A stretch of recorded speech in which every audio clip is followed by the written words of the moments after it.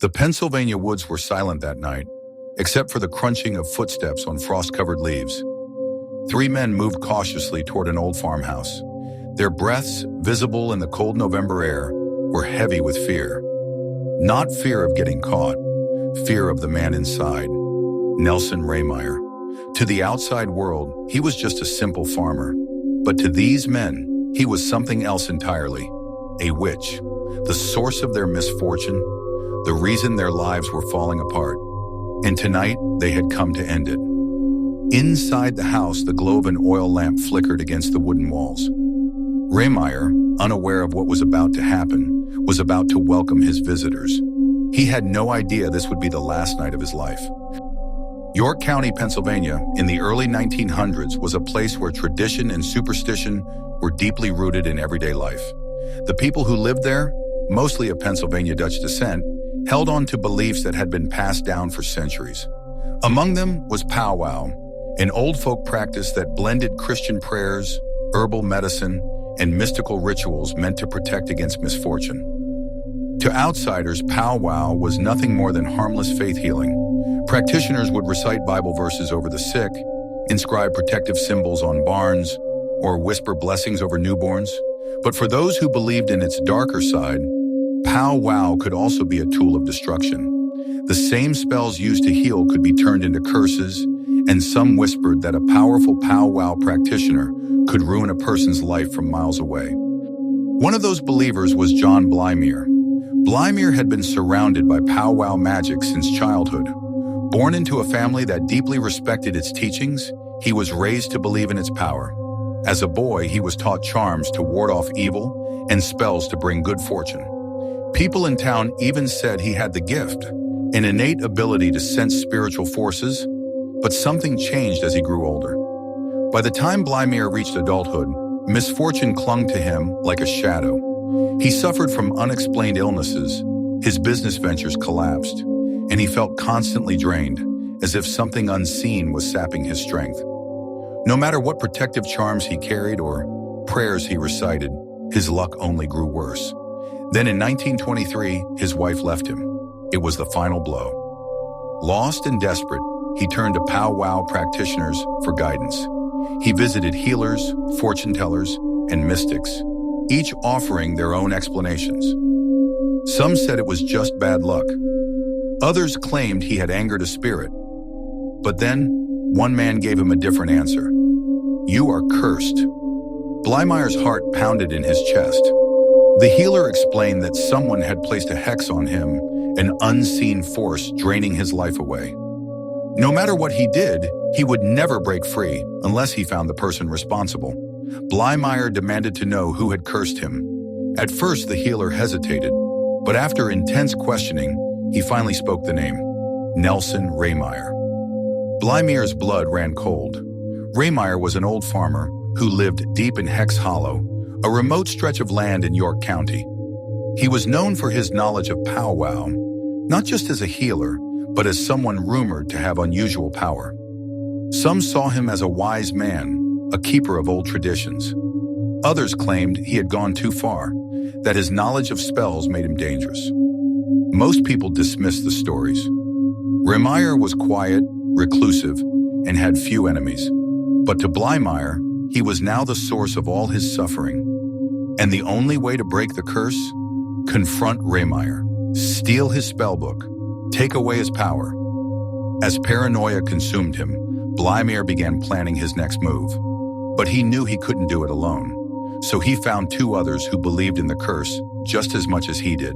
And together, they would make their way to Hex Hollow, unaware that they were walking straight into one of the most infamous murders in Pennsylvania history.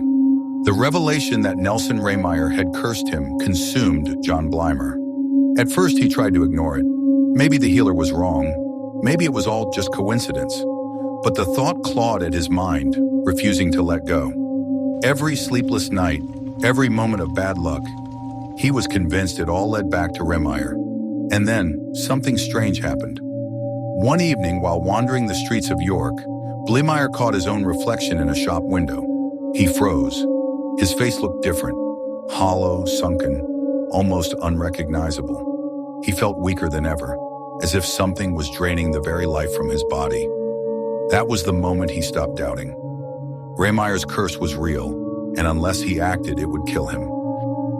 Blymire knew he couldn't face Rehmeyer alone. If the old man truly was a powerful hex doctor, then confronting him would be dangerous.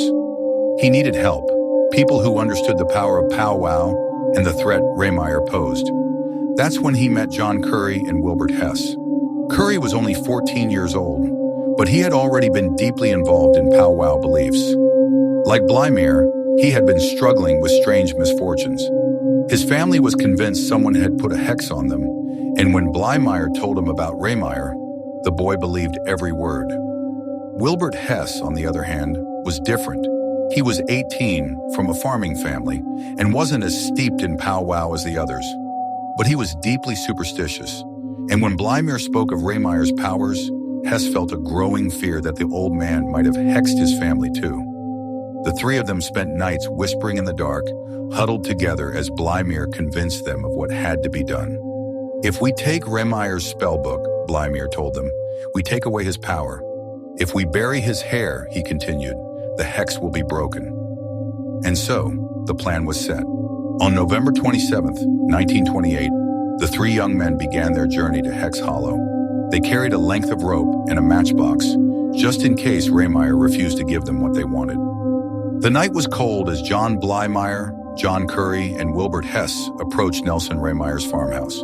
The house sat in eerie silence, its wooden frame weathered by years of isolation. A dim light flickered through the window, proof that Rehmeyer was still awake. For a moment, the three hesitated, but Blymire, consumed by his belief that this was the only way to break the curse, knocked on the door.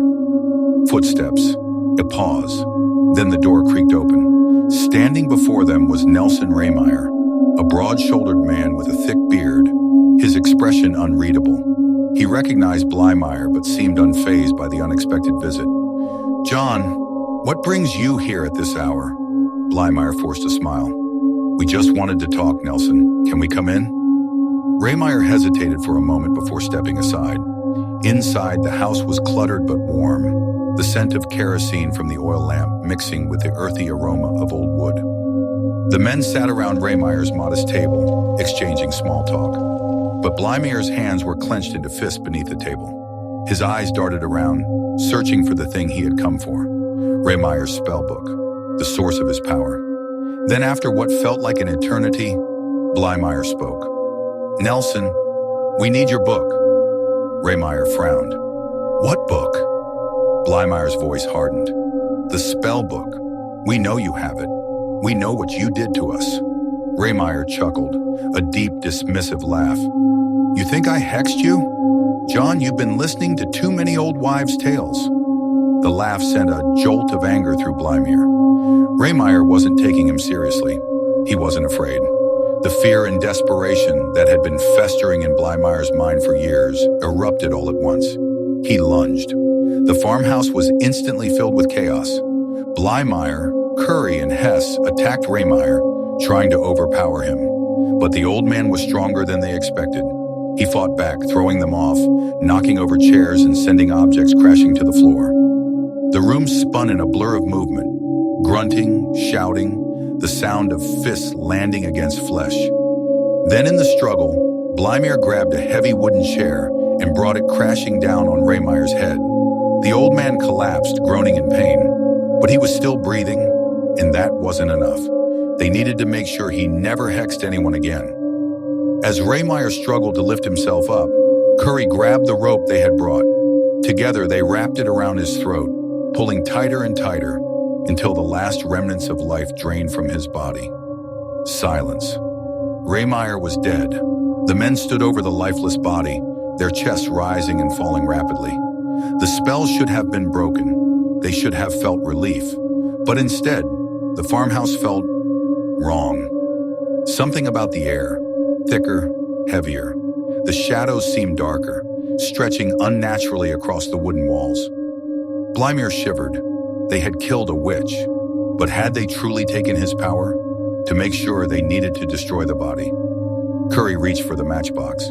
With trembling hands, he struck a match and let it fall onto Rehmeyer's lifeless form. The flame flickered, but refused to catch. They tried again and again. But no matter how many matches they lit, the body would not burn. Panic set in. This wasn't how it was supposed to go. They had followed the instructions. They had done everything right. So why did it feel like Rehmeyer's presence was still there, watching them? Without another word, they fled the farmhouse, disappearing into the night, unaware that their fate had already been sealed. For 2 days, Nelson Rehmeyer's farmhouse stood silent and undisturbed, hidden beneath the shadowy trees of Hex Hollow. The world outside continued as usual, unaware of the horror that had unfolded within its walls. But soon the silence was broken. When Rehmeyer failed to show up for his usual errands, concerned neighbors decided to check on him. They approached the house, noticing something strange, the front door slightly ajar, swaying gently with the wind. As they stepped inside, a sickening scent hung in the air, the staleness of death mixed with the lingering scent of burnt matches. Then they saw it. Rehmeyer's lifeless body lay on the wooden floor, his face swollen, his skin bruised from the attack. The rope marks around his neck told the story of his final moments, but something else caught their attention. The burn marks around him, failed attempts to set his body aflame. It wasn't long before the authorities arrived, and the murder quickly became headline news.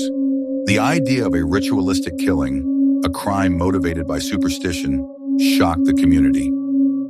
The police didn't have to search long for suspects.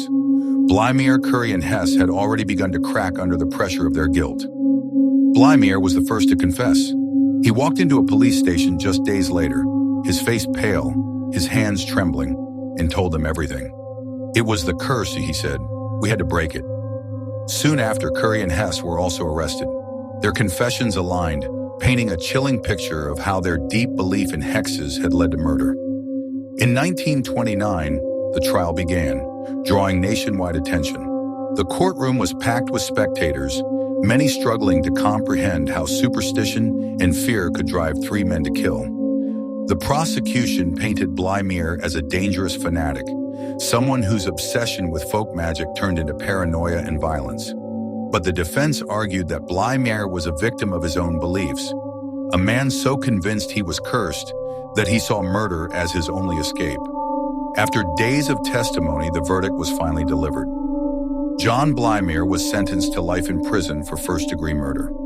John Curry, being only 14, was sentenced to 6 years in a reformatory. Wilbert Hess received a 10 to 20-year sentence for his role in the crime. As the judge read the sentences, Blymire remained silent, staring ahead, perhaps still wondering if the curse had truly been lifted. Despite their convictions, many in York County believe that Rehmeyer's spirit never left Hex Hollow. Stories spread of strange lights flickering in the old farmhouse, of shadows moving through the trees. Some claim that the house itself refused to be destroyed, as if still holding on to its secrets.